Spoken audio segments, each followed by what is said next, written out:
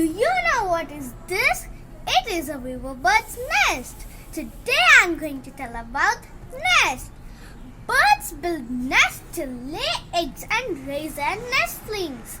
Once the baby birds are old enough to look after themselves, they'll leave the nest and never to return.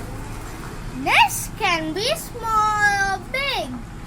Birds build nests on top of trees, on the ground, or on the rooftops.